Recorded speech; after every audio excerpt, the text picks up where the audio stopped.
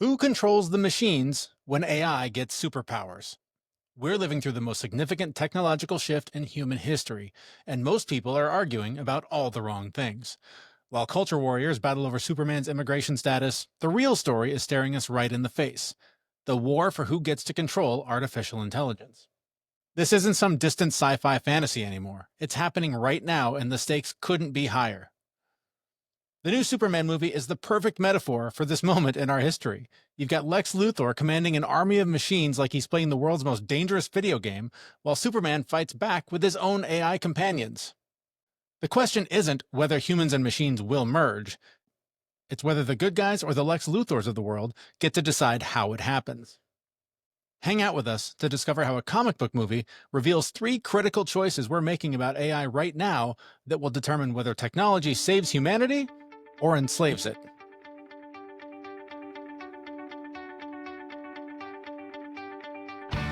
This is The Fit Mess. For now, it's a podcast for men who want to use AI to safely manage their mental health. All right, Jason, I finally saw the Superman movie that everybody is fighting about the wrong things about. I can't wait to talk about that. We're going to get into that today. But I also, we have a big announcement. We are making some big changes here at the show that we want to make sure you're aware of, you longtime listeners and anybody who's come along recently and noticed some things have changed a bit.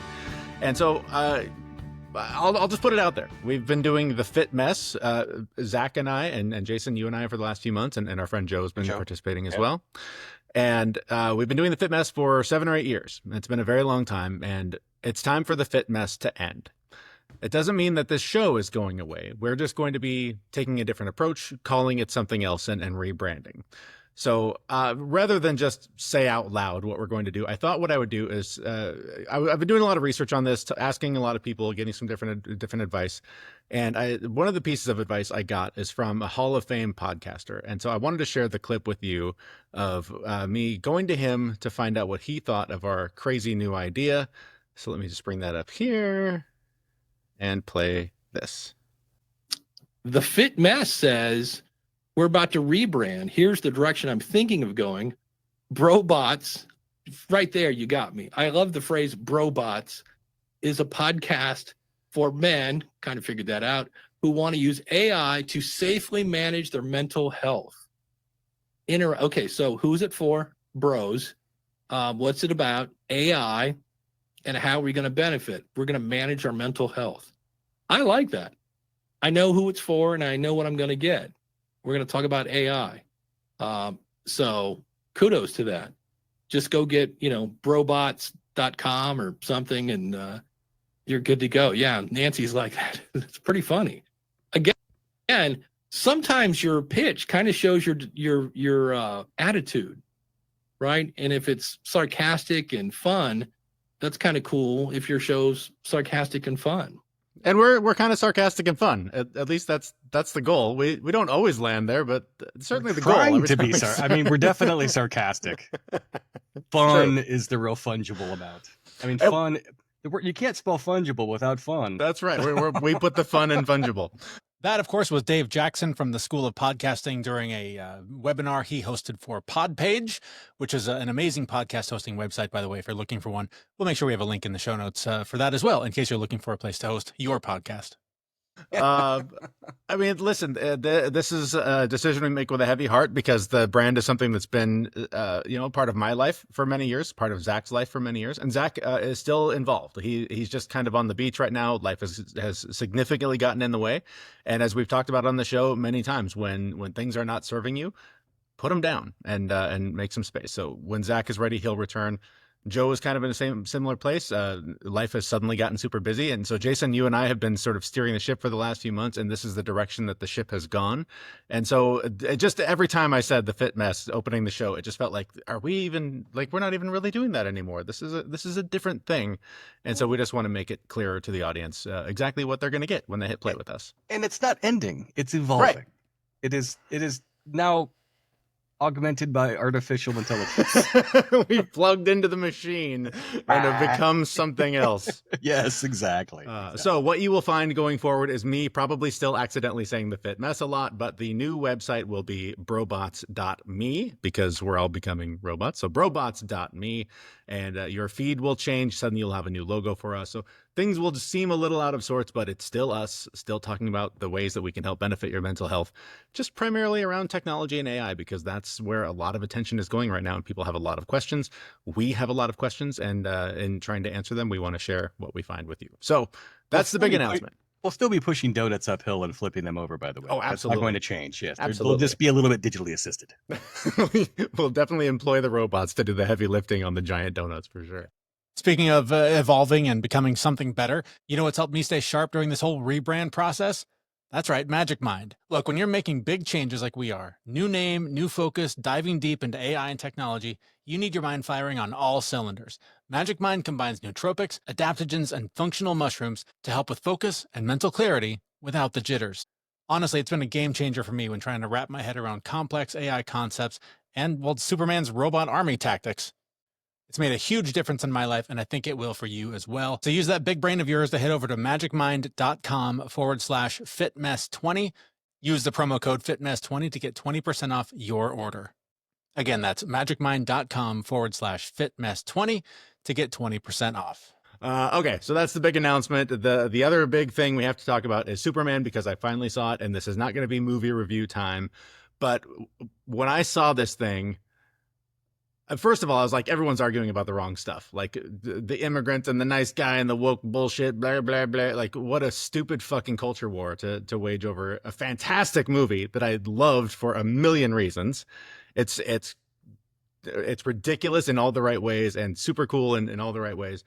But when I saw what we've been talking about here for months, the blending of human biology with machine, the use of AI, the use of technology for good and evil on display in such a just hit you over the head manner, I was like, we got to talk about this. I'm so glad you've already seen it too. What was your reaction when you saw the way that they've sort of approached this part of the story?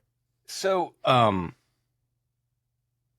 one, as far as like a record of sci-fi that's been used for years as tropes and everything else, it is like old sci-fi concepts, a lot of it that are pulled way back in the day from old literature, like Isaac Asimov level. Like we're talking like stuff from like the 60s and 70s. Yep. And it's put in a way that makes it easy to understand like the parlance of it, like this idea of having a bunch of people sitting around computer screens and each of them running different commands and putting them in play and like running these playbooks all the way down. The implication is that Lex Luthor is so smart that he doesn't need the power of the artificial intelligence because his naturally derived intelligence is so good. Mm-hmm. But there's AIs and automation and computer functions sitting everywhere, and he has to have minions around him where he has to say, run, play, E9, to like make these things happen, which is incredibly dramatic. The way that artificial intelligence would do it is it would not say run, play, E9. It would use its intelligence to go beep, and then Superman would be toast. Yes, yes. And it was crazy because he was, I mean, you find out in the story the origin of the people that he's fighting and the way that he's put these pieces together. And I don't want to give spoilers away, but the interactions and the way that they run kind of the script and the playbook on it is interesting because it's a holistic approach to try to tackle a problem using really augmented intelligence functions and groupthink, which if you look at it, I mean, I'm sure there's plenty of, you know, people in SOCOM, the Special Forces region, probably look at that and laugh and go, we did that stuff like 35 years ago with like satellites. But it's neat because it kind of brings you into this fold, and it none of it felt like implausible, even though it was an entirely implausible real life cartoon brought forward. Right. And I think that's kind of what I thought about that. Like I was just willing to go, yep, I accept that this is the trope that you're using. And it's fun, it's enjoyable, and I can get behind it because it's like a bunch of adults group playing a video game. That was the thing. Like when he was shouting out those commands, I literally was envisioning holding like an Xbox controller and playing it. Like he's verbally playing a video game, and people are responding to his commands the way the controller would respond to make the bad guy punch the good guy in the face. And it was wild to see that. But then also in contrast, Superman has his own robots and his friends have their own nanotech technology. And it was such an amazing blending of humanity and machine. And it also it's so clearly displayed what I think I have been saying on the show is this conflict that I think a lot of us feel about AI is like we're excited about the potential of it, but we're scared of what it could become. And I've seen experts in this field talking more and more about this. It's not the tool, it's the people using it. It literally is a tool, and however the people decide to use the thing is what it's going to become. So if we let the Lex Luthors, who, you know, a lot of people are comparing to your Elon Musks and your, you know, Bezos and super powerful tech lords, if we let them be the ones that decide what the thing is going to become, feels a little scary, if I'm being honest. But if to be realistic, they're also the ones kind of building it. But So- and they are, right? I mean, and Yeah. I think that's kind of I'm not here to speak for James Gunn, but I think that's kind of the point that he's getting at with some of that. Yeah. And then when the good guys use it, it's, you know, it's medical droids and housekeepers and companions, like all of the things that I think a lot of us are excited about it being as an assistant in our life that can improve it. And it was just so crazy to see it and it felt good. Of course, spoiler, if you haven't seen it by now, too fucking late. When the good guys win, you're like, okay, there's still hope. The good guys can still run the machines and win and help humanity save the day. Well, and you have Mr. Terrific. Oh my God. you know- just to geek out for a minute, whatever they do with Mr. Terrific, shut up and take my money. He is the best character I've seen on a screen in years. Well, it's fun because the my actor, Eddie Gathegi, I think. Gathegi, yeah. He's great. Like he's been in other Marvel properties, and every God, time I he's so see him, he's good. fantastic. There was another show that he had, I can't remember the name of it, where they were laundering money. Hmm. But it's that same kind of empathetic, smart character that kind of, you know, is dynamic and actually has all these different motions and pieces to him, and he brings that level of dynamism, you know, to using robots and getting them to do things. And just way cooler than everybody else in the room. Just way Yeah. cooler. Well, and I mean, in the DC realm, you know, you have Cyborg, and Cyborg's an interesting character, but Mr. Terrific's also a very, very interesting character that should be explored to more depth. But Oh my God, seriously. the big thing that you brought up there was the intent of the people actually using the technology. Yeah. And when the technology itself is hardwired into the things that you do, and if they're meant to carry out your actions and your orders, I mean, if you're a terrible piece of shit, it's gonna make you more of a terrible piece of shit. Like that's not gonna change. And the same is gonna be true for how we all interact with AI. Like I can use these things to make myself bigger, faster, and stronger. It's both a weapon and a tool. I mean, it's a knife, right? It can cut multiple different ways, and you can use it for lots of different things. It can be used for defense. It can be used for offense. It can be used to cut steak and vegetables. And, you know, if I'm really intoxicated after I've cut a lime to mix my drink, to make sure everything gets swirled around the right way. But that's the thing. Like, the way they brought it forward in the movie was not at all, none of it felt like unrealistic or outside the grasp of what the technology itself could do. Because when we had robots, we've been seeing them for years. And, you know, this goes back to the idea of the thing we were talking about before, like Mattel having these really smart toys. Superman's robotic companions, you know, played by the amazing Alan Tudyk. Oh my God. They were just toys. Like, obviously, because like the other metahumans went in there and just like ripped him to pieces. Yep. But also they served a really, really good function. So how many of our toys that are like this, you know, when the bad guys come in, are just going to get ripped to pieces? And I think that's a legitimate thing that you need to look at. And it's this exploitation of intent. That's really what it comes down to. Yeah, I just was blown away because you know, I've been a Superman nerd for, I mean, when I was a kid, that's one of the first movies I remember going to was Superman, and to see it this way and to just have read so many things before going in, and it's all about, you know, immigration and wokeism and all this. I was just like, why, like in the age we live in now, with the way the headlines are right now, like how this is being ignored, how this part of this story is being ignored, but for all this other culture war bullshit, was just stunning to me, because the story really was who's going to control the machines, like who's going to be in charge of these things, and what is the impact going to be on humanity going forward.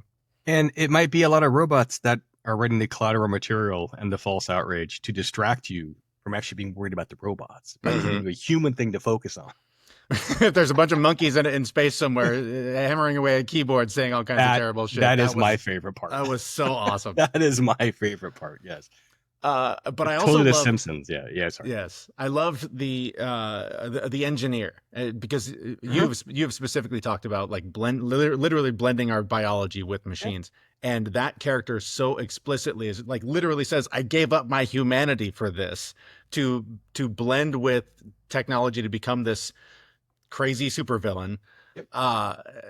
Again, just to dumb it down, to simplify these ideas of what we're talking about here, of blending humanity and technology to become something else for good or evil. That character really articulated that position brilliantly. Oh, I mean, and she was chock full of nanotech. Yeah. Like, if you're going to make everything go away and you can manipulate things at a molecular structure level, which is what that nanotech is doing, why did they need the chemical guy to go in and actually create krypton on his face? Why couldn't she just do this? Right. Like, there's all kinds of like science nerdy things in my head that's like, oh, this math is all wrong. And I get the dramatic effect of it, don't get me wrong. Right. But yes, like she had to give up a huge chunk of herself, her person, to make these pieces happen. I watched RoboCop 2014 again. I was in. Wait, there's a RoboCop 2014. It's amazing. Oh yeah, God. Yeah. It's actually really, really good. The guy that plays RoboCop is the same guy. John Cena? No. Takeshi Kovacs from the Altered Carbon stories. Why can't I think of his name? Anyways, it's also one of those things where it's amazing because he's got control of himself, and the doctors go in and go, okay, we're going to convince him he has control of himself, but we're really going to take control, and we're going to make all of our thoughts and patterns when it comes to fighting feel like his thoughts and ideas and patterns. And it's one of those things where it's like, yeah, that's where things are going to evolve, and that's what the engineer was doing. Like the engineer was doing things as code, but she thought she had independence. That's what somebody like a Lex Luthor is going to do to you. Yeah, there's no doubt, and there's a lot more Lex Luthors than you think. We all have a little Lex Luthor inside of us. Yeah, there was a great headline that I saw the other day that was something like the Superman displays that we actually have real life supervillains in our lives now. Like it's true. Like, and I hate to paint them with that broad of a brush, but the actions seem to speak pretty loudly. So it's hard to ignore them when you see the kinds of things that are being done.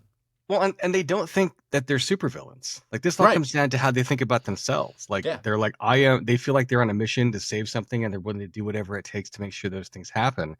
And Thanos. Right. But morality is all in the eye of the beholder. Yep. And I mean, morality is a man-made human concept that we came up with, and we've decided to ascribe value to things. We can talk about religion and all those pieces and put those things in context. But ultimately speaking, people ascribe value to a thing that is very much so personal to their own perspective. And Lex Luthor did not feel like he was doing anything wrong. Right. Thanos he thought he was saving us from the alien that came to ruin everything. Yeah. Yes, he thought he was saving humanity from the evil aliens that are trying to come in back towards them. And there's definitely an argument that, needs to be made that the movie itself had a message that said that aliens, whatever you want to call them, from extraterrestrial origins or from across other borders, which is a bullshit, are somehow coming in to invade and take things over and do terrible things. Right. And Superman was very, very anti-Nazi. Like, you want to talk about people that were very much so about isolationism and nationalism and taking over things. The Nazis are a pretty good example of that. And Superman fought the Nazis. Mm-hmm. Well, the new Nazis in this scenario were Lex Luthor. Yeah. Like trying to wipe these things out, trying to control these pieces, trying to create a master race by creating the engineer and the other character, which we won't spoil alert on. Yeah, like he was trying to manufacture and run eugenics to create the best and the brightest of a thing. And he did. And it's this extrapolation of the idea that, these concepts are different or new. I mean, they're not, but we're just flunging things together in such a way that we can put them together to tell interesting stories and arcs that actually make sense and are relatable. And I think it would have been hard for them to make this movie and have it as relatable as it is 10 years ago. Oh, yeah. Because people would have been like, what is this nerd bullshit?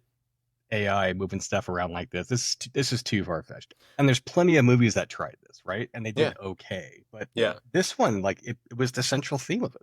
Well, and like you said, a lot of this is old sci-fi being brought back to life. I mean, this is like deep comic book stuff from what I've read. I've certainly never read the comic books that James Gunn's pulling from, but it is a lot of like even the Superman's robots. I never knew Superman had robots, but apparently in comic books a million years ago he did. So I was watching it with fresh eyes, going like, "Wow, that's such a cool idea to bring these robots in, and the way things are now." But it's just adapting these old ideas to current times and making it very relatable. And I mean, just so brilliantly displaying the war for the idea and who gets to control these things and how they impact our lives. Well, and that's the big thing, is that like they were making moral and philosophical arguments like the whole way through. And they were executing things with unrealistic, unfettered power. And most of us don't have access to that. Yeah.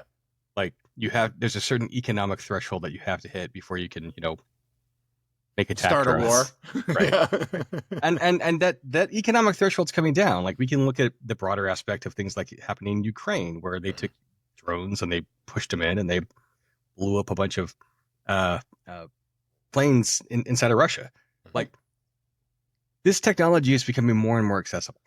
But it's becoming more and more accessible because it's making things smaller, easy to understand, and you have an infosphere that's pushing those pieces out. But the far edges of technology, like if we have these drones that you can send in to do things to put bomb payloads on them, it's part of your guerrilla warfare strategy, we don't have the ability for you to make a Superman yet. Not yet. Or an engineer. And when somebody gets that technology, they're probably not going to share it. No. So, yeah, like I think something more like the Universal Soldier concept, where they're, linking human brains and, using them for terrible things and augmenting them with different cyber tech. I mean, that's probably realistic. But I think we'll probably bypass it altogether and just go to really, really powerful, not two-legged humanoid robots to do war.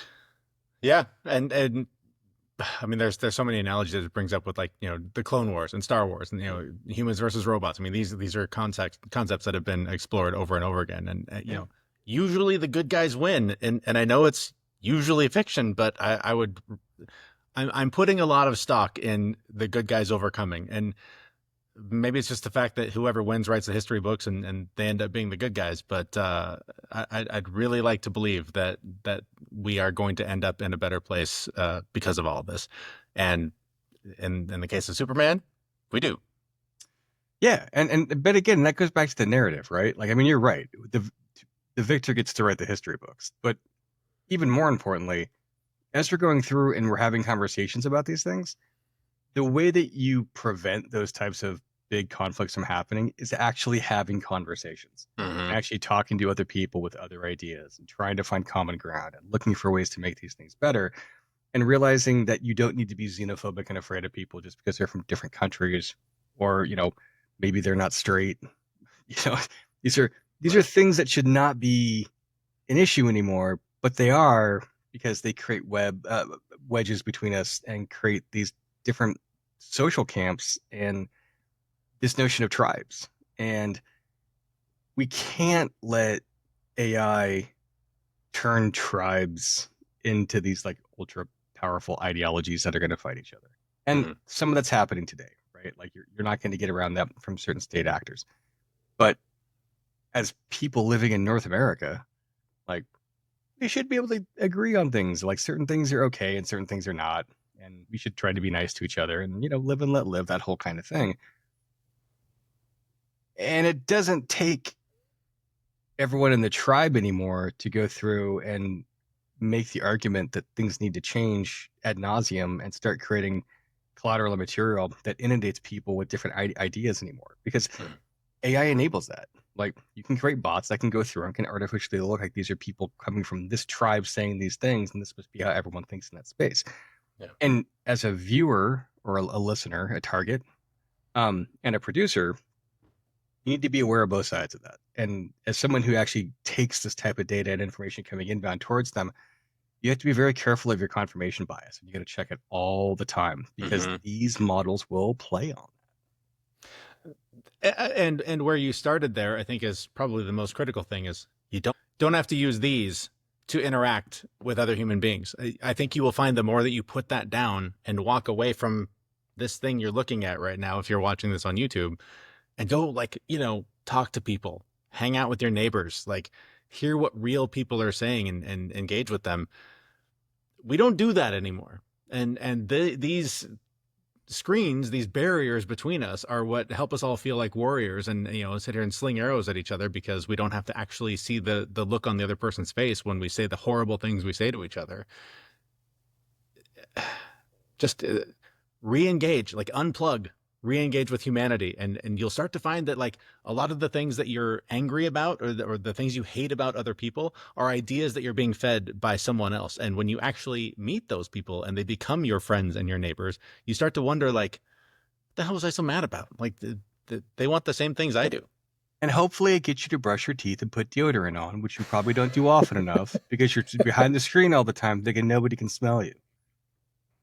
When the smell-o-vision happens on the podcast. Are you in the room, Jason? Like, I don't see you. Does it smell like coffee and whiskey? Because if not, that's probably not me. Smell like New York sewage, which I had to trudge through like half a dozen times because it was flooding there this week. No. Oh, gross. Yeah. Gross. I mean, but that it's such a good point. Like, if you want to engage in your humanity, you're not going to do that over the screen. No. Like, you'll get some of it. You'll have some interaction. There's a great way to exchange ideas. But there's nothing like, being across from somebody and shaking their hand or giving them a hug or seeing their physical body language look like they're going to rip your head off because you said something the wrong way. Like, these are all cues that you actually have to understand and evolve as a creature. Yeah. And there's a whole generation of kids that aren't doing that. Mm-hmm. And there's a whole generation of adults that don't practice it often enough and forget. Yeah. And really do feel like they can hide behind their keyboard and say something. Because they're not afraid to get punched in the mouth. Yep. Well, maybe we need to start making people afraid of that again. Like, and actually try to be nice to each other. Well, I mean, that was when I was a kid. I think when you were a kid, I think our generation was the last one that you didn't really hear your parents talking about politics at a party. You didn't hear them talking about religion because there are some things you just don't fucking talk about because they're too confrontational issues. And you're not going to change someone's mind, right? That person is going to come to that point on their own. They're going to find that their religion isn't what they thought it was, or their political belief isn't what they thought it was. I think, on the feeds I'm seeing, again, confirmation bias, but there's a lot of MAGA right now going like, wait, what the fuck? This isn't what I thought. Like Jon Stewart the other day on the Daily Show was talking about, there's a lot of MAGA out there that's going like, wait, this guy's lying and this isn't what he said he was going to do. And he's like, yeah, this is the guy we've all been dealing with for the last 10 years. Oh, the whole Epstein Welcome, thing. Like, right. Yeah. That was such a good line. I mean, it is like that is the thing. Like, welcome to the club. I don't want to get into politics because why talk about politics? I'm not going to change your mind. But the point is, there's some things that it's just like, why? Like, you're not going to make friends by continuing to blast your political opinion every day on social media. And put the thing down.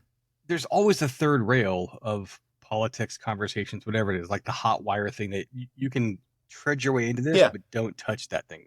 Yep. And outrage algorithms tied to bots, like, live on the third rail. Yes. Like, they're like, wah, to everybody all of the time on purpose because they know it's going to elicit a response. Yep. So if you know that you're being fed this and you know that you're being sent supercharged information, insulate yourself a little bit. Yeah. Put some rubber boots on. Yeah. Exactly. All right. Well, that's all I have to say about that for now. But if you have not seen the Superman movie, hopefully we haven't spoiled it too much, but absolutely go see it because it is such a fun ride. Real quickly, before we get out of here, I want to remind you that you can get 20% off of your order of Magic Mind, which is my favorite mental performance shot. I literally take it at least once a day. It has literally changed my life, and I think it could do the same thing for you. Head over to magicmind.com/fitmess20. Use that promo code FITMESS20 to get that 20% off of your order. For now, that's going to do it. This is our final sign off as The Fit Mess for now until the next episode publishes. You can still find us at thefitmess.com. So we will be back as BroBots next week at brobots.me. But for now, you can find us at thefitmess.com. whichever one should work to get you to us next week. Thanks so much for listening. Thanks so much for supporting us all these years as what we have been. We look forward to trying to entertain and inform you for a long time to come as BroBots at brobots.me. We'll see you there. Thanks. See you, everyone. Bye-bye. We know this podcast is amazing and it doesn't seem to lack anything, but we need a legal disclaimer. Prior to implementing anything discussed in this podcast, it is your responsibility to conduct your own research and consult your physician. You should assume that these knuckleheads don't know what they're talking about, and they're not liable for any physical or emotional issues that occur directly or indirectly from listening to this podcast.